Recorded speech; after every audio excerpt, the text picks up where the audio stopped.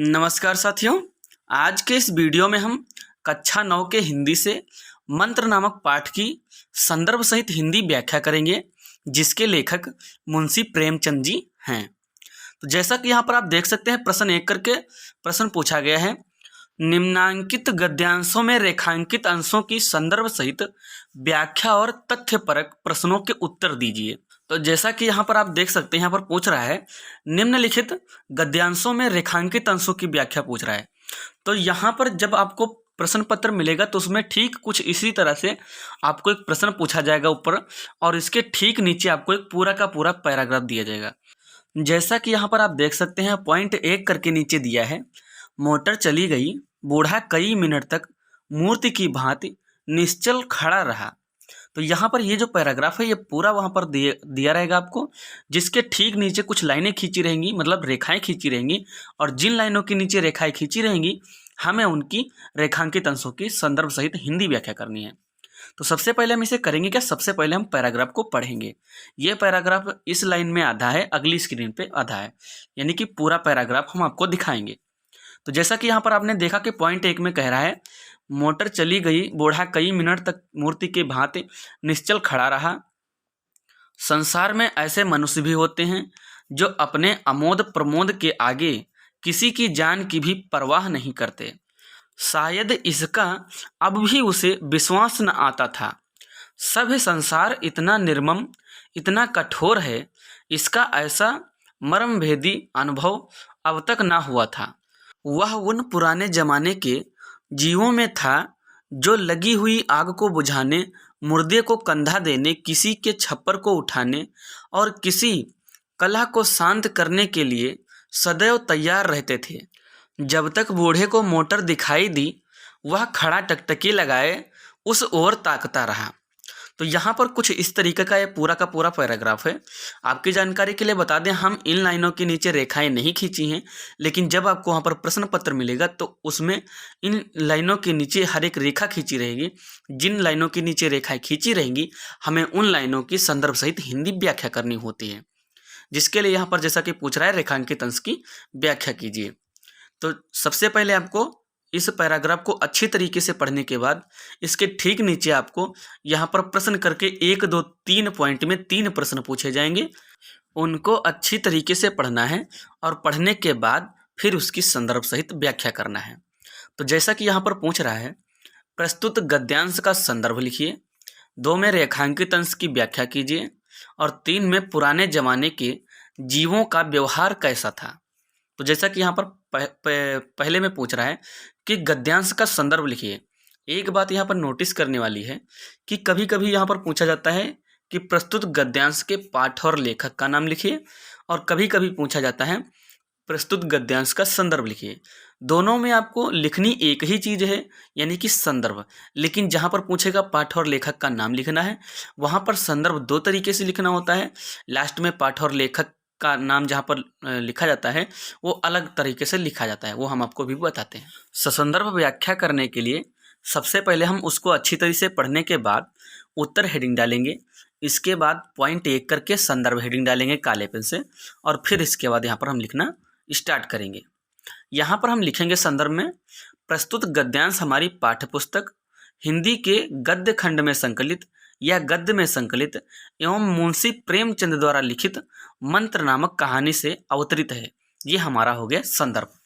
और जहाँ पर लिखा होगा कि पाठ और लेखक का नाम, वहाँ पर आपको लिखना है लिखित पाठ का नाम मंत्र एवं इसके लेखक का नाम मुंशी प्रेमचंद जी है, ऐसे लिख देना है बस।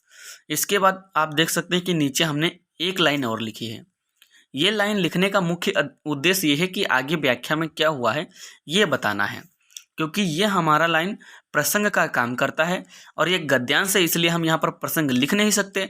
तो इसके लिए हम एक लाइन छोड़कर वहाँ पर नीचे लिख देंगे, ताकि जब कॉपी चेक करने वाला अच्छी तरीके से इस लाइन को पढ़ लेगा तो वो आपकी व्याख्या नहीं पढ़ेगा, क्योंकि इसी में यह बता दिया जाएगा कि आगे व्याख्या में क्या हुआ है।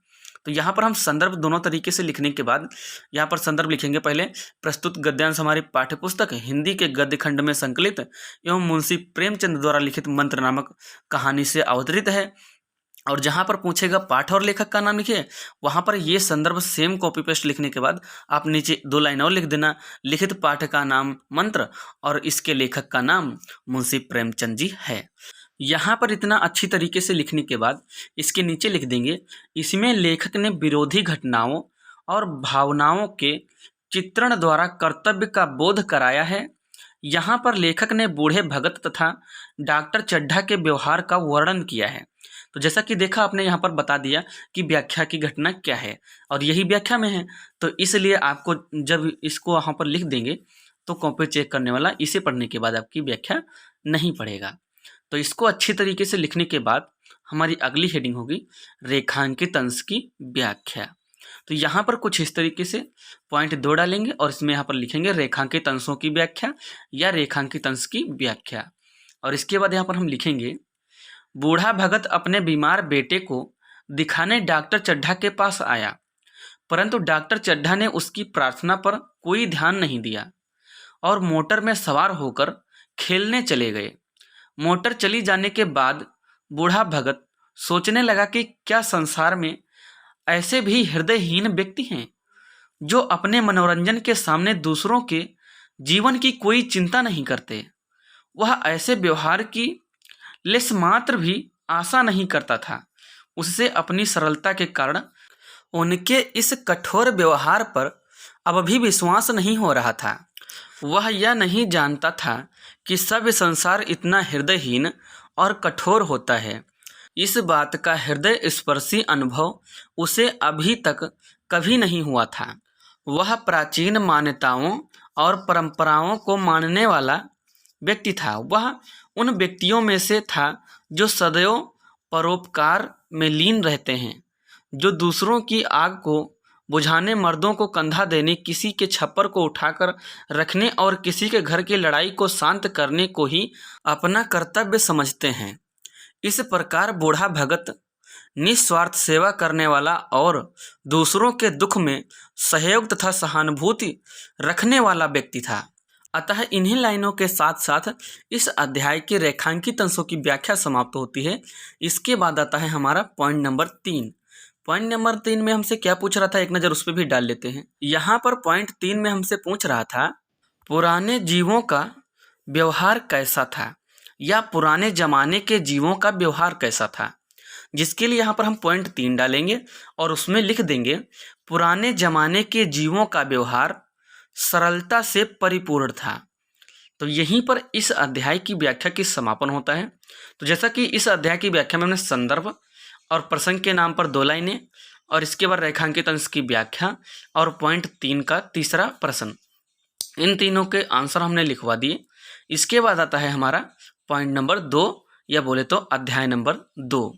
तो यहाँ पर पॉइंट 2 करके दिया है, अरे मूर्ख, यह क्यों नहीं कहता कि जो कुछ ना होना था हो चुका, जो कुछ होना था वह कहाँ हुआ। माँ बाप ने बेटे का सेहरा कहाँ देखा। मृणालिनी का कामना तरु क्या पल्लव और पुष्प से रंजित हो उठा। मन के वह स्वर्ण स्वप्न जिनसे जीवन आनंद का स्रोत बना हुआ था क्या पूरे हो गए। जीवन के नृत्यमय तारिका मंडित सागर में आमोद की बहार लूटते हुए क्या उसकी नौका जलमग्न नहीं हो गई। जो ना होना था वह हो गया। यहाँ पर कुछ इस तरह का पैराग्राफ है, जिसके ठीक नीचे आपको पहले की तरह इसमें भी 1 2 3 पॉइंट करके 3 प्रश्न पूछे जाएंगे। उनकी भी आपको ठीक पहले की तरह रेखांकित अंश की व्याख्या करना है संदर्भ सहित, जिसके लिए यहाँ पर हम सबसे पहले इस पैराग्राफ को अच्छी तरीके से पढ़ेंगे और फिर इसके बाद हम नीचे के दिए हुए ये तीनों के तीनों प्रश्न अच्छी तरीके से पढ़ेंगे और फिर इसके रेखांकित अंश की व्याख्या करेंगे। तो जैसा कि यहाँ पर आप अभी देख सकते हैं छोटे स्क्रीन पे कि नीचे प्रश्न करके दिया है, प्रस्तुत गद्यांश का संदर्भ लिखिए, रेखांकित अंश की व्याख्या कीजिए, माँ बाप ने क्या नहीं देखा। यहाँ पर ये इस पैराग्राफ से 3 प्रश्न 3 पॉइंट करके पूछे गए हैं। तो जैसा कि आपने देखा कि पहले में पूछ रहा है गद्यांश का संदर्भ लिखिए। कभी कभी पूछा जाता है कि गद्यांश के पाठ और लेखक का नाम लिखिए, तो वहाँ पर भी सेम चीज़ आपको लिखनी है, लेकिन जहाँ पर आपको पाठ और लेखक का नाम लिखना होता है वहाँ पर आपको 2 लाइनें एक्स्ट्रा संदर्भ में लिखनी होती हैं, जो हम आपको बता देंगे। ये टोटल 4 नंबर का प्रश्न होता है। हर में से व्याख्या के 2 नंबर और संदर्भ और तीसरे प्रश्न का 1-1 नंबर मिलता है। तो यहाँ पर और दूसरे में पूछा है रेखांकित अंश की व्याख्या कीजिए।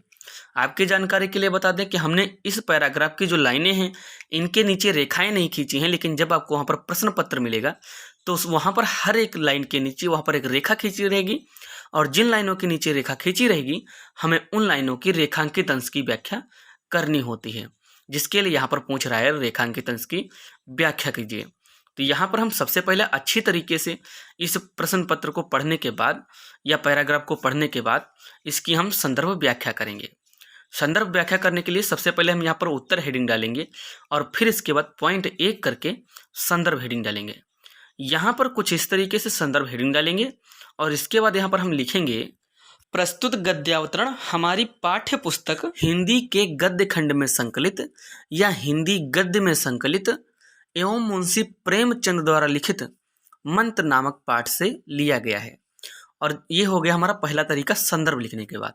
लेकिन अगर वहाँ पर आपको पूछ रहा है कि पाठ और लेखक का नाम लिखिए, तो वहाँ पर इसके बाद संदर्भ लिखने के बाद लिखना है लिखित पाठ का नाम मंत्र व लेखक का नाम मुंशी प्रेमचंद जी है। ये 2 लाइनें वहाँ पर आपको जोड़ देनी है। तो ये हो जाएगा आपका दोनों तरीके का संदर्भ। इसके बाद हमने आप देख सकते हैं 2 लाइनें और लिखी हैं। यहाँ पर हमने लिख दिया है प्रस्तुत गद्यांश में उस समय का विवरण है जब कि कैलाश के प्राण सर्पदंश द्वारा हर लिए जाते हैं तथा झाड़ फेंक के साधन भी उत्तर दे जाते हैं तो एक सज्जन कहते हैं। ये 2 लाइनें हमने इसलिए यहाँ पर लिख दी हैं कि यहाँ पर हम प्रसंग नहीं लिख सकते, लेकिन बिना प्रसंग हेडिंग डाले ये 2 लाइनें हमने इसलिए यहाँ पर लिख दी हैं कि जब कॉपी चेक करने वाला हमारा संदर्भ पढ़ेगा तो ये लाइनें भी पढ़ेगा, जिससे उसको ये पता चल जाएगा कि आगे व्याख्या में किस चीज़ का वर्णन हुआ है या किस घटना का जिक्र है। तो वहाँ पर वो अच्छी तरीके से हमारी व्याख्या नहीं पढ़ेगा और व्याख्या करना काफ़ी थोड़ा कठिन होता है, इसलिए आपको ये लाइन लिख देनी है ताकि वो वहाँ पर ध्यान ही ना दे। वैसे भी ये 4 नंबर का प्रश्न होता है तो आपको ये 2 लाइनें आपको ज़रूर लिखनी चाहिए, क्योंकि ज़्यादा लिखोगे तो आपको नंबर पूरे देंगे, वरना आधा या 1 नंबर माइनस कर लेते हैं। तो यहाँ पर अच्छी तरीके से संदर्भ लिखने के बाद हमारी अगली हेडिंग होगी पॉइंट नंबर 2 और इसके बाद यहाँ पर हम हेडिंग डालेंगे रेखांकित अंशों की व्याख्या या रेखांकित अंश की व्याख्या। और इसके बाद यहाँ पर हम लिखेंगे अरे मूर्ख, आज इस घर में जो हुआ है वह नहीं होना चाहिए था, क्योंकि कैलाश अभी नवयुग है। जीवन के समस्त आनंदों का रसास्वादन अभी उसके लिए विशेष है। उसके माता पिता तो उसका विवाह भी ना देख पाए और मृणालिनी उसकी कामनाएं जो कैलाश के जीवित होने पर पुष्पित पल्लवित थीं, कैलाश के आकस्मिक निधन से नष्टप्राय हो गई हैं। जब जीवन के आनंद का एकमात्र स्रोत कैलाश ही उसके जीवन में ना रहा। यहाँ पर एक बात आपको बताते चलें कि ये जो व्याख्या है इसमें जो शब्द यूज किए गए हैं ये याद करने के लिए काफ़ी कठिन है, लेकिन याद रहे इसको आप अपनी भाषा में हिंदी में भी लिख सकते हैं। तो आपको कहने का जो शब्द लिखेंगे उनका जो अर्थ होगा वो इसी के समान होना चाहिए और आप इन शब्दों को यूज नहीं करेंगे क्योंकि ये कठिन शब्द हैं। आप अपनी भाषा में सरल शब्दों का भी इस्तेमाल करके याद करके वहाँ पर लिख सकते हैं, कोई दिक्कत नहीं होगी। लेकिन आंसर एक ही होना चाहिए, जो इसका है वो उसका भी होना चाहिए।